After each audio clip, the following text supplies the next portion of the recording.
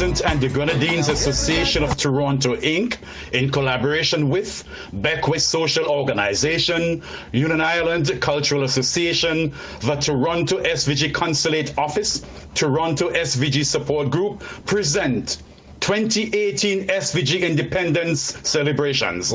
The Thanksgiving service, Sunday, October 21, 4 p.m. at the Wesley Free Methodist Church, 2385 Warden Avenue. Flag raising ceremony, Friday, October 26, 11:30 a.m. at City Hall, Toronto.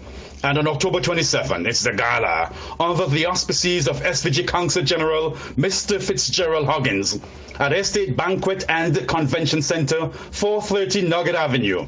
Guest speaker, the Honorable Mr. Justice Adrian Saunders, President of the Caribbean Court of Justice. Cocktails from 6:30 p.m., dinner 7:30 p.m., music by DJ Fusion and the popular DJ. Tickets $80. For more information, call 647-405-9209. Remember, it's celebrating the past, embracing the future for SVG 39th anniversary of independence in Toronto. Everybody move, let your body move. Shoot me die bye, give me die bye. Keep on grooving, keep on grooving.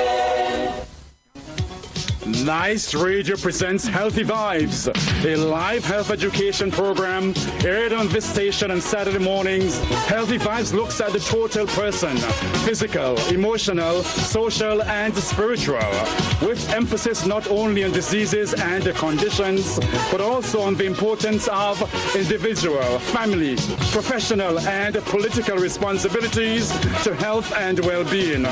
Healthy Vibes addresses issues not often talked about. It is solution-focused. So join us this Saturday and every Saturday for Healthy Vibes on Nice Vibes on Nice Radio. I am Vin Abbott. Right, rolling a little late, but nevertheless we say good morning to Vin. Good morning to you, Justin. Good morning, good morning. It's better to be late than never, isn't it? Definitely. Yes, so we have you back. Last week you were busy with those town hall meetings, I guess? Yes, let me apologize to our listeners. I journeyed to Montreal to cover the town hall meetings at St. Paul's Anglican Church Hall with the leader of the opposition and his delegation. So listeners would have, if they listened on Friday evening, they would have heard some of the broadcast out of Montreal. I traveled all the way from Toronto for about 6-7 hours straight to the hall for another 5-6 hours. When I caught myself Saturday morning, it was after 11.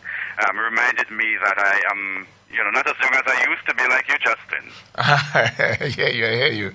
But actually, someone called and sort of apologize, indicating your show Vin coming in. He got to drive a long distance, Yes. Yes, my good friend, my good cousin in Georgetown, Ruthie Frampton. Good morning to you, Ruthie. Yes, Ruthie was very much aware of my movements. And she's on top of things for me, so nice. She did say to me that she had to call in to let you know. So again, my apologies to our listeners. I know quite a few persons were listening out for the program, but again, I wasn't able to make it, given the circumstances. Okay. But guess what, Justin? Good morning to all of St. Vincent and the Grenadines, wherever you are. It's a beautiful day, wherever you are, in homeland St. Vincent and the Grenadines, friends in the Vincentian diaspora, whether you're in Canada or USA, in Europe, in the Caribbean, wherever you are, special good morning to you. And today we are coming live and direct from Brooklyn, New York, Justin. Oh, great, man, great. All right, you mentioned a while ago about being lovely weather. We're not so lovely. We've been wet since Wednesday, and it will continue to rain up until Sunday. The flood warning has been put out for up until Sunday. So there's a lot of rain that we've been having. So, well, let me wish all on homeland all the very best with that. Yes, rain, water is a very dangerous element, and we have to be mindful of that, the overflowing of the rivers, the seashores, and the banks, and things like that. So I'm really encouraging folks to be safe, do your very best.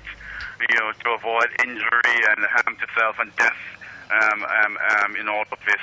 And I hope we come through of this unscathed without any major, impact on human life, first and foremost, and on the physical environment, on the state of the economy, ultimately. So I wish all the very best this time, Justin. So again, good morning to you. Again, I'm coming live and direct from Brooklyn. I'm here with my cousins in Brooklyn. My reason really for coming to Brooklyn, Justin, is that one of our family members is very, very, very unwell. He's ailing quickly, and I had to get across to Brooklyn to spend some time with him. When I'm through the program here, I'll be visiting with him and his family. Okay. And so that's the main reason for coming to Brooklyn. But I'm here with relatives and friends. I'm here with my cousin Marcia Sutherland James, originally from Owea, and with her husband PJ, not PJ Patterson, Patrick James. That's the cousin of Oscar James. I'm here with them. And they're preparing this evening for a big function here in New York. It's the Garifuna Indigenous Peoples of St. Vincent and the Grenadines night for their annual fundraiser, bingo fundraiser. And they're having this function this evening. And we're hoping that many folks will come out this evening and support this venture. And it's taking place at Friends of Crown Heights at 671 Prospect Place. It starts at 8 p.m. Tickets are going at $20, and there's some 10 games. The jackpot is $1,500, second $500, third to $50, and you have a slew of other attractive prizes. There'll be 10 games this evening, and we're really asking folks in the Brooklyn area to go out and support this organization, GIP SVG, because they've been doing a lot of wonderful work on St. Vincent and the Grenadines in communities above the Dry River. They've been helping folks up there for the last 4 years in the areas of education, in health, in sports and culture. As a matter of fact, I think it was this summer that they had a medical team. They sponsored a medical team, and this was coordinated by one Dr. Veronica Francois from Sandy Bay, and the team came to Sandy Bay, and I think they visited some other areas on St. Vincent and the Grenadines. And I was told by Marcy that some of the proceeds from this evening will be donated to the families of the two recent victims of the road traffic accident that took place in the Langley Park area in the Georgetown area just recently, where two youngsters died, Cliff E. Huggins, 15 years, and Denroy Batiste. So some of the funds from this evening will be going to that, and I think a special collection will be made this evening to help the families. We extend condolence to the families, relatives, and friends of the two youngsters and their students at the Sandy Bay Secondary School. Justin. Also this evening, just to bring up to date, up to speed on what's happening in Brooklyn as I'm here, Sunday, at 3 o'clock, Vincentians and Friends of St. Vincent will be coming together to celebrate our 39th anniversary of independence. That's SVG Independence. And there'll be a church service on Sunday starting at 3, and this will be taking place at the St. Mark's Anglican Church at 1417 Union Street. That's 1417 Union Street at the corner of Brooklyn Avenue. So we're really asking folks to go out and celebrate, give praise and thanks for all the wonderful things of St. Vincent and the Grenadines, also of the United States and America. As you would know, there are many Vincentians living in there are many Vincentians out there in New York, in Boston, all over, in the Canadian diaspora, in the U.S. diaspora of Vincentian background, who are making significant contributions to St. Vincent and the Grenadines. So we have to be grateful as well. So let's go out and give praise and thanks for 39 years as a nation, at the same time saying thanks to our places of where we have adopted as our homes outside of St. Vincent and the Grenadines. So Justin, I just wanted to bring you up to speed with that. I hope I get a chance to attend that service tomorrow, because I have to be going back to Toronto tomorrow night. I hope to be at the bingo this evening. There'll be lots of food there, indigenous food, Justin, like the pilau, bakes and saltfish, ground provision, doughboy, sweet potato pudding, tart, red belly, and much more. So folks in Brooklyn, go out and support the GIP SPG, Garifuna Indigenous Peoples of St. Vincent and the Grenadines, and make a contribution to this wonderful organization, Marcia Sutherland, James, and others. And remember, we are always blessed in Garifuna, Sanwadan, Biniwati. I think I got it right. Sanwadan, Biniwati, always blessed in Garifuna. Justin, I don't know if you want to come back on that. No, I'm pretty good. Let you go ahead and catch up on what you have for us. Sure. Well, all part of the package coming out of Brooklyn. Like I said to you, one of my cousins is ailing rapidly, and that whole experience has caused me to come to the moment. And I've been getting many stories out of St. Vincent and the Grenadines about, especially our menfolk, who are dying from conditions at a relatively young age, 40, 50, 60. And I think I heard a news item recently where the president of the Medical Association on St. Vincent and the Grenadines, Dr. Batiste, I think it is, sorry, forgive me, I don't remember her name, Ambrose, that is. Oh, yes. Was really encouraging our men folk in particular to get checked out earlier, so to speak. And I really want to endorse that call. And I'll say that our men folk, we need to be checked more regularly. Not when we are recognizing a symptom, but we need to be proactive, be checked regularly, especially if we have a family where there's a history of diabetes, hypertension, kidney problems, glaucoma, you name them.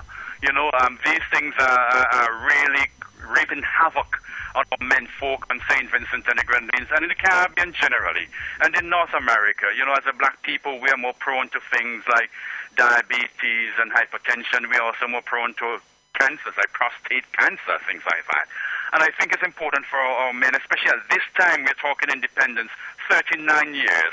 If there's one thing we can do, women folk, if there's one thing you can do to help make us more independent as families, is to really encourage our men folk to go out and be examined, be checked by their doctors on a regular basis. It's no fun as a woman to have 3-4 children to look after following the death of a spouse at say 40, 50, and you have students in school, in primary, secondary school. It's absolutely no fun. Don't talk about the relationship, the love aspects of it. So I'm really making a plea today out of Brooklyn for our men folk to go out and be checked out. And I just want to say something, make some points here, which I'll build on next week when I get back to Toronto. Many doctors, despite the many high-tech tests available today, still rely on the patient's medical history as the most important part of making a diagnosis.